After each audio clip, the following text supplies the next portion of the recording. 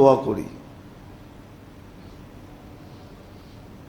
মানুষ তাদের নাম নিয়ে, যেমন আল্লাহ শিখাইছেন, সাহাবাদের নাম নিয়ে রাদিয়াল্লাহু তাআলা আনহু বলি।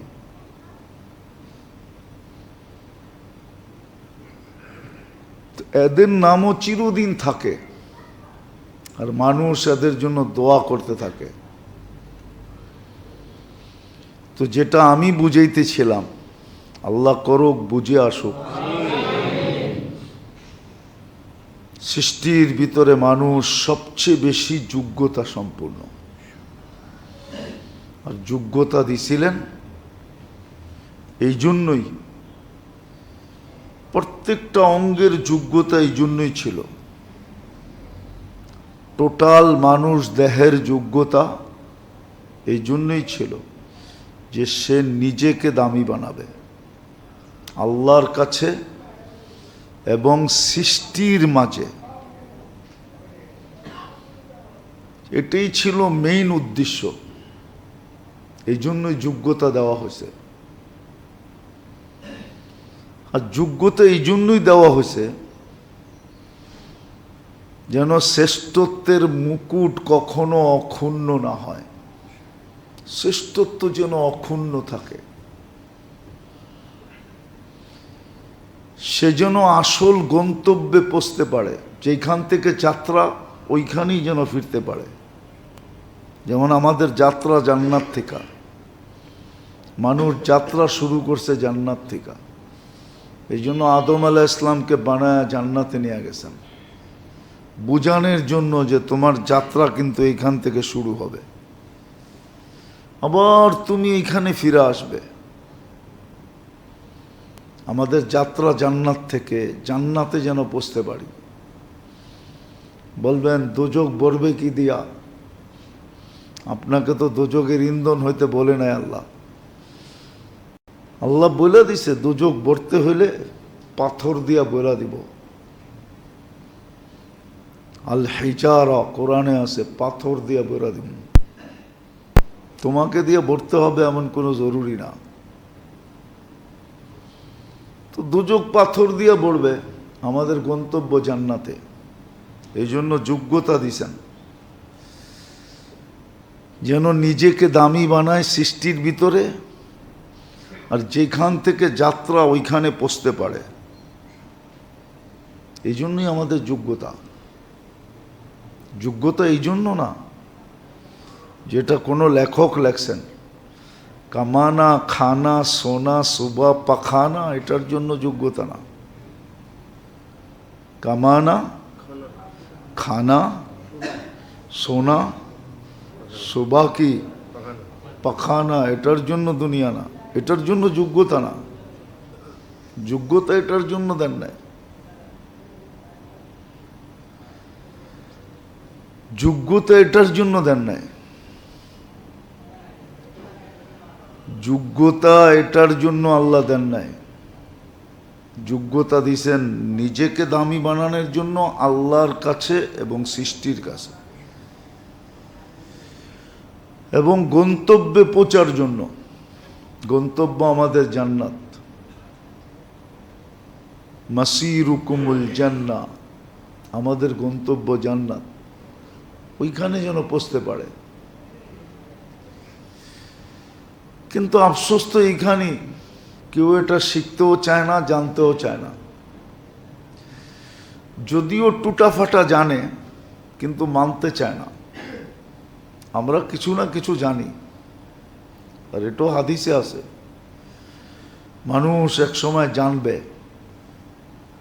কাসীরুন খুতাবাউহু, প্রত্যেক মানুষ একদিন বক্তা হবে। হ্যাঁ, কাসীরুন সুওয়ালুহু, প্রত্যেক মানুষ জানতে জানতে তর্কবাগীশ হয়ে যাবে।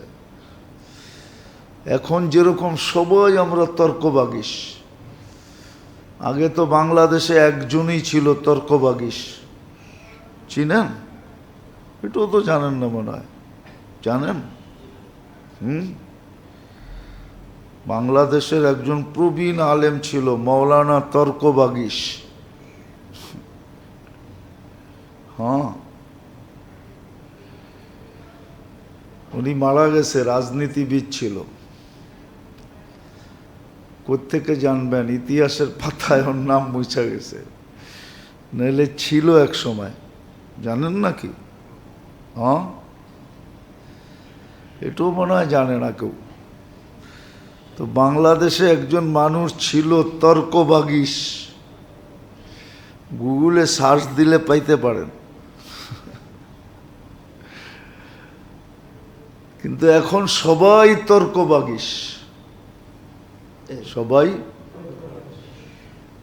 বিদ্যায় সবাই তর্কবাগীশ। তো বলবে একদিন আসবে তর্কবাগীশ হবে, সবাই বিদ্বান হবে। এখন বিদ্যার ছড়াছড়ি। বললাম না, জানবে কিন্তু মানবে না। জানে,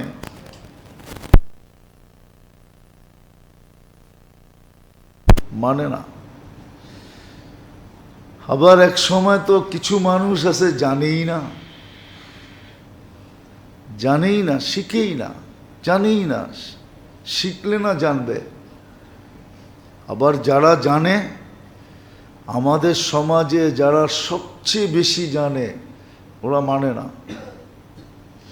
হ্যাঁ, সব জানে, কিন্তু এটা জানে না যে আমাকে দামি বানানোর জন্য আমার ভিতরে এই যোগ্যতা। সৃষ্টি এবং স্রষ্টার কাছে আকর্ষণের পাত্র হওয়ার জন্য আমার ভিতরে এই যোগ্যতা দেওয়া হয়েছে। হ্যাঁ, কারো আকর্ষণ ফুটা উঠবে, কারোরটা ফুটা উঠবে না, এটাও সত্য। সবাই আকর্ষণের পাত্র হলে যে ফুটা উঠবে এমন না। কিছু ফুটবে, কিছু ফুটবে না। কিছু আজকে ফুটবে, কিছু মরার পরে ফুটবে।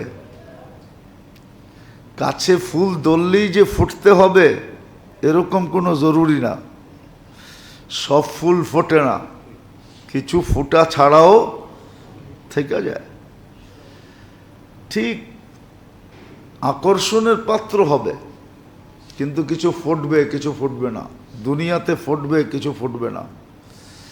ওরা দেখা যাবে মৃত্যুর পরে ফুটবে। যেমন একটা উদাহরণ দেওয়া যায় হাদিস থেকে, যদি বুঝে আসে। জান্নাতে সর্বপ্রথম গরিবরা যাবে, কিন্তু দুনিয়ার চোখে দেখলে দেখা যায় দুনিয়ায় গরিবরা সবচেয়ে বেশি অবহেলিত, দীক্ষিত, লাঞ্ছিত, বঞ্চিত এবং ফুটাহীন। কেউ ওদের দিকে চোখ তুলে তাকায় না, কেউ ওদের দিকে তাকায় না। ধনীরা ওদের দিকে তাকায় না। যদি তাকাইতো তাহলে আমাদের দেশে যেই গরিব আছে আর যেই মধ্যবিত্ত আর উচ্চবিত্ত আছে, তাহলে সবাই গরিবদেরকে ভাগ করে নিয়ে বলতো তোর বাড়িতে চুলা না জ্বালাইলেও চলবে, ডেলি আমরা টিফিন কারি পাঠায় দেব। ভাগ করে নিত। কারণ, এটারও কারণ বলতেছি। কিতাবে আছে লোকমাতুন ফি বাতনিন যায়, কোনো ক্ষুধার্ত ব্যক্তির মুখে এক লোকমা খানা উঠায় দেওয়া খাইরুম মিন বিনা ইজামে, জামে মসজিদ বানায়া দেওয়ার চেয়েও উত্তম। ঘাটে নাই, কিন্তু মানুষের মগজটাকে বাদাই করা হয়েছে, বাদাই। যেমন আমাদের মাথার উপরে পাংখাগুলা খুললে দেখা যাবে তার দিয়া বাদাই করা। তো মানুষের ব্রেনটাকে আল্লাহ তার দিয়া বাদাই করছেন। আর এই তারের পরিমাণ হলো 5 লক্ষ কিলোমিটার। কত? এইখান থেকে চাঁদে যাওয়া যাবে, আবার আইসা এখানে গিরা দেওয়া যাবে। এখান থেকে চাঁদ হলো 2,40,000 কিলোমিটার দূর। তো মানুষের ব্রেনটাকে বাদাই করছেন আল্লাহ 5 লক্ষ কিলোমিটার তার দিয়া। বসতে হবে, তাইলে কাজে দিবে, নাহলে কাজে দিবে না, নাহলে সব পানি হয়ে যাবে। যোগ্যতা পানির উপরে লাগবে। আর যদি বুঝি তাহলে যোগ্যতা কাজে লাগবে। মানুষকে যোগ্যতা সম্পূর্ণ আল্লাহ এই জন্যই করছেন, এই যোগ্যতাটা যেন সঠিক জায়গায় কাজে লাগায়। আর সত্য এটাই, মানুষ যখন নিজের যোগ্যতাকে নিজেকে দামি বানানোর পিছে লাগাবে, যে সে যেন দামি হয়, মানুষের কাছে না। মানুষ মানুষকে দাম দেয়,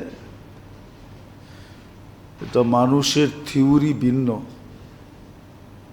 মানুষ মানুষকে দাম দেয় দুনিয়ার ভিত্তিতে। দুনিয়া যার কাছে যত বেশি, দুনিয়ার মানুষের কাছে তার দাম তত বেশি। মানুষ মানুষকে দাম দেয় দুনিয়ার ভিত্তিতে, আর এটা চিরাচরিত চলে আসতেছে। সর্দারকে দাম দেয় সর্দারির ভিত্তিতে, চেয়ারম্যানকে দাম দেয় চেয়ারম্যান হওয়ার কারণে, মেম্বারকে দাম দেয় মেম্বার হওয়ার কারণে, এমপিকে দাম দেয় এমপি হওয়ার কারণে, মন্ত্রীকে দাম দেয় মন্ত্রিত্বের কারণে, নেতাকে দাম দেয় নেতৃত্বের কারণে, টাকাওয়ালাকে দাম দেয় টাকার কারণে। টাকা সরাইয়া দিলে ওর কোনো দাম মানুষের কাছে নাই। বাড়িওয়ালাকে দাম দেয় বাড়ি আছে এই জন্য, বাড়িটা সরাইয়া দিলে আর ওরে কেউ দাম দিবে না।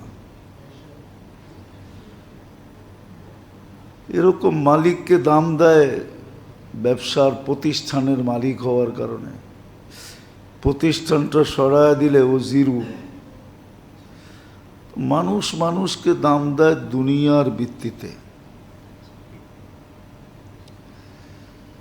দুনিয়ার বস্তুর ভিত্তিতে মানুষ মানুষকে দাম দেয়। মানুষের কাছে দামি না, সৃষ্টি এবং আল্লাহর কাছে দামি। সৃষ্টির ভিতরে মানুষকে বাদ দিয়ে দিতে হবে। মানুষ ব্যতীত বাকি সৃষ্টি মানুষকে দাম দেয় দুনিয়ার ভিত্তিতে না। আজ পর্যন্ত পাওয়া যায় নাই কোনো দুনিয়ার পয়সাওয়ালা বাঘের পিঠে চড়া বাড়িতে আইছে, কিন্তু ইতিহাস খুঁজলে পাওয়া যাবে আল্লাহর কাছে যে প্রিয়, এরকম শত মানুষ আছে যারা বাঘের পিঠে চড়া গোরার মতো বাঘকে ব্যবহার করছে, পাওয়া যাবে। দুনিয়ার সবচেয়ে বড় ধনী আজ পর্যন্ত পাওয়া যাবে না, সে নদী পার হইছে জায়নামাজে বৈশা। কিন্তু শাহজালাল রহমতুল্লাহর ইতিহাস আছে, উনি নদী পার হইছে জায়নামাজে বৈশা। কি উনি কি পয়সাওয়ালা ছিল নাকি? বিল গেটসের মতো একজন ছিল? কি বলেন? না বাংলাদেশের যত বড় বড় ধনীরা আছে ওনাদের মতো একজন ছিল? বড় শিল্পপতি ছিল না? হ্যাঁ, তাও না। তো সৃষ্টি মানুষকে দাম দেয়, আর আল্লাহ মানুষকে দাম দেয় অন্য জিনিসের ভিত্তিতে। মানুষ ব্যতীত মানুষ মানুষকে দাম দেয় শুধু পয়সার কারণে, ক্ষমতার কারণে, শক্তির কারণে, বাহ্যিক দৃষ্টি, বাহ্যিক জিনিসের কারণে। রূপসীকে মানুষ দাম দেয় রূপের কারণে, ঠিক না? হ্যাঁ, মডেলিংদেরকে দাম দেয় মডেলের কারণে। এরকম নায়িকা সায়িকা গায়িকা, অর্থকী নর্তকী সব দুনিয়ার কারণে দাম দেয়। এটা আমাদের বিষয় না, এটা বুঝলে ভুল বুঝবে। এই জন্য অনেকে ভুল বুঝা কোরআনের কথা সত্য হইতেছে। ওয়াম্মা মান তাগা ওয়া আসারাল হায়াতাদ দুনিয়া। অনেকে আছে এটা দেখা দুনিয়ার জীবনটাকে বরবাদ করে দিতেছে। হ্যাঁ, আটিকা পাঠিকা, পাঠিকা চিনেন? এটা মনে হয় চিনেন না। চিনেন?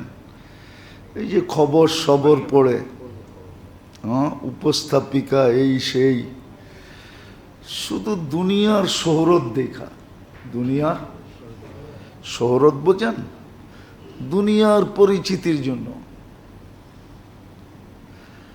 সামান্য ৬০-৭০ বৎসরের পরিচিতি, ৬০-৭০ বৎসরও না, ২-৪-১০-১৫ বৎসরের পরিচিতির জন্য কোরআন সত্য বলছে। ওয়াম্মা মান তাগা ওয়া আসারাল হায়াতাদ দুনিয়া। দুনিয়ার জীবনকে বরবাদ করে দিতেছে। একদিন আসবে ওর নামও থাকবে না, নিশানাও থাকবে না। নাম নিশানা মাটিতে মিশা যাবে। কবির কথাই সত্য হবে, মিলে খাক মে আহলে শাহ कैसे कैसे, জমি খা গই নওজোয়ান कैसे कैसे।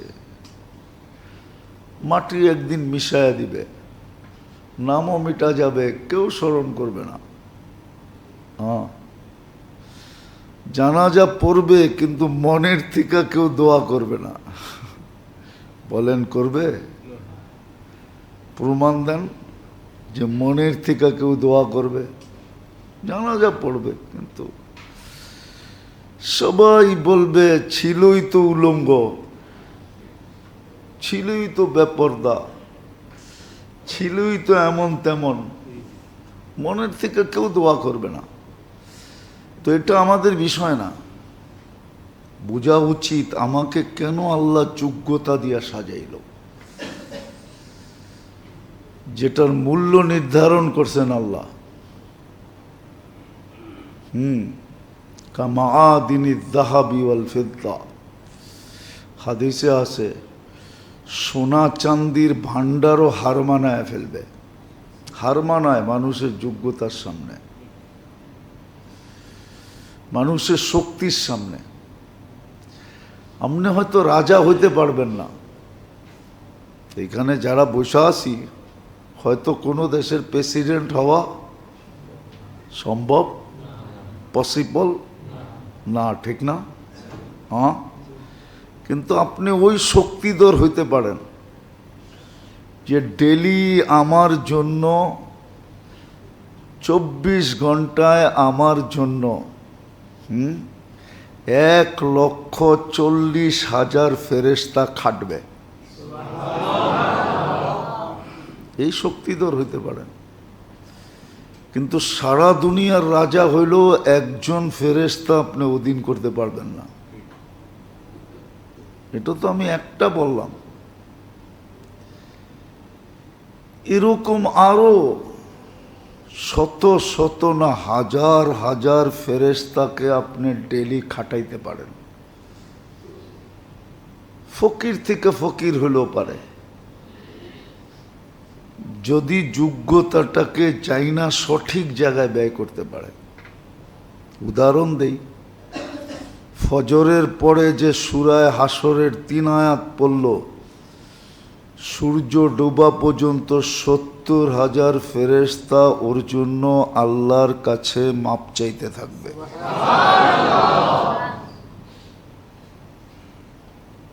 তাহলে 70,000 ফেরেশতা আপনার অধীন।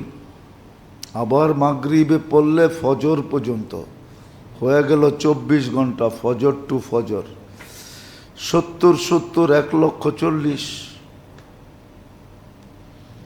মধ্যখানে আরো পদ্ধতি আছে, ইচ্ছা করলে আরো ফেরেশতাকে অধীন করা যায়।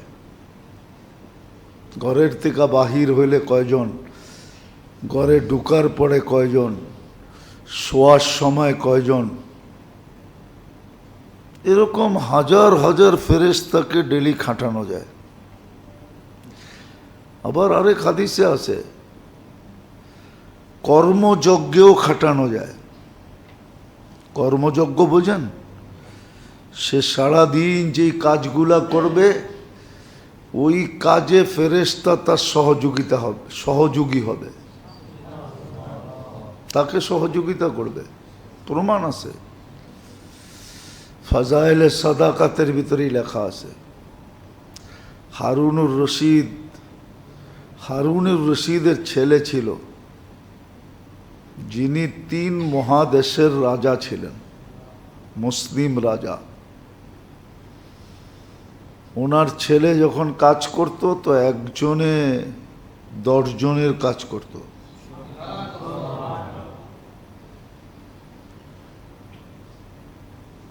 তো আশ্চর্য হয়ে একজন ভাবতে ছিল একজনে 10 জনের কাজ করে কি করে।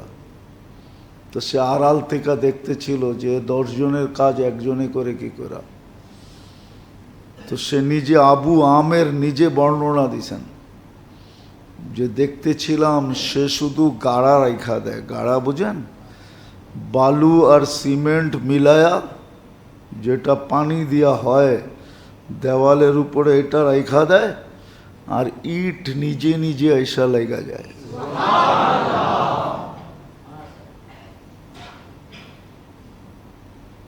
আর হাদিসে এটা আছে, ফেরেশতা সহযোগী হবে, ফেরেশতা সহযোগিতা করে। তুমি হালকাটা করো, আমরা বাড়িটা করব। তুমি সহজটা করো, আমরা কঠিনটা করে দেব। এই জন্য অনেক জিনিস আছে দেখলে বোঝা যায় না যে এটা সম্ভব হইল কি করে। দুনিয়া গড়লে বুঝবেন আপনি, দুনিয়া গড়লে বুঝবেন, নাইলে বুঝবেন না। ঢাকা বয়া কোত্থেকে বুঝবেন? পুরান টাউনে থেকে কোত্থেকে বুঝবেন যে নিউ টাউনে কি আছে? নিউ টাউনে যাইতে হবে, তারপরে বুঝে আসবে নিউ টাউনে কি আছে। হ্যাঁ, গড়লে বুঝে আসবে। হ্যাঁ, সালাউদ্দিন আইয়ুবীর কিলা দেখলে বুঝে আসবে যে এই পাথরগুলো এত উপরে উঠাইলো কি করে। ওই যুগে তো কোনো ক্রেন ছিল না, ওই যুগেতে কিচ্ছু ছিল না, প্রযুক্তি বলতে কিচ্ছু ছিল না। যা ছিল মানুষের দেহের ছিল। কিন্তু এত বড় বড় পাথর এই উপরে উঠাইলো কি করে? আপনি দেখেন না সালাউদ্দিন আইয়ুবীর কিলা, আপনি দেখেন না সালাউদ্দিন আইয়ুবীর কবর কোথায়, তো বুঝে আসবে কি করে? হ্যাঁ, ওইখানে গেলে বুঝে আসে না। এইখানে কোনো অলৌকিক শক্তি ছিল, যেই শক্তি দিয়ে এটাকে উপরে উঠায় দিছে। হ্যাঁ, কোনো মিরাকেল ছিল ওইখানে। মিরাকেল না থাকলে এই পাথরগুলো এত উপরে উঠানো যায় না। এরকম হাজারো নিদর্শন দুনিয়াতে রয়ে গেছে। সব জাতি তো কমে আদের মতো শক্তিশালী ছিল না, যে 120 ফিট লম্বা। যারা বলতো মান আসাদ্দু মিন্না কৌয়া, আমাদের চেয়ে শক্তিশালী কে আছে? তো সব মানুষ তো কমে আদের মতো ছিল না, সব তো আমাদের মতোই ছিল। কবরও এটাই বলে, সাহাবাদের কবর দেখলেও বোঝা যায় যে বেশি লম্বা ছিল না, আমাদের মতোই ছিল। তো যেটা বুঝাইতেছিলাম যে মানুষকে আল্লাহ সৃষ্টির ভিতরে সবচেয়ে বেশি যোগ্যতা দিয়া সাজাইছেন। মানুষের কাছে সব হার মানে, সমগ্র সৃষ্টি যোগ্যতার, মানুষ যোগ্যতার সামনে মাথা নত করে দেয়, হার মানে। কিন্তু প্রশ্ন, মানুষকে এত যোগ্যতা দিলেন কেন? এটাই বলতেছিলাম, যোগ্যতা এই জন্য দিছিলেন যে প্রত্যেক মানুষ যেন নিজেকে নিজে দামি বানায়, নিজেকে নিজে আকর্ষণের পাত্র বানায়। আকর্ষণের পাত্র। বহু জিনিস আছে মানুষ দেখলে আকর্ষিত হয়ে যায়। মাটি খুঁড়তে খুঁড়তে যদি একটা পাথর পাইলেন চকচকে ঝকঝকে, তা আপনি খালি ঘুরায় ঘুরায় দেখবেন এটা কি, এটা কি, এটা কি, তারপরে নিয়া নিয়া ঘুরবেন মানুষের কাছে, ভাই এটা কি। আকর্ষণের পাত্র, যেটার দিকে মানুষ আকর্ষিত হয়। মানুষের আকর্ষণের কথা বলতেছি না, একটু আগেই তো বললাম মানুষ মানুষের দিকে আকর্ষিত হয় দুনিয়ার কারণে। দুনিয়া যার কাছে আসে সে আকর্ষণের পাত্র, তার পিছে পিছে সার সার সার সার করতে থাকে, বস বস বস করতে থাকে, ঠিক না? মানুষের কাছে মানুষ আকর্ষণের পাত্র হওয়ার থিওরি ভিন্ন, আর এই ধোকায় বহুত মানুষ হারায় গেছে, শুধু এই ধোকায়। এটা ধোকা, কোরআন বলতেছে ধোকা, মাতাউল গুরুর, ধোকা, মাকড়সার জাল, কাবাইতিল আনকাবুত, এটি কোরআনের শব্দ। আমার এটা বোঝানোর উদ্দেশ্য না, বোঝানোর উদ্দেশ্য হলো মানুষ আল্লাহর কাছে এবং মানুষ ব্যতীত বাকি সৃষ্টির কাছে দামি হওয়ার জন্যই কিন্তু আমাদের যোগ্যতা।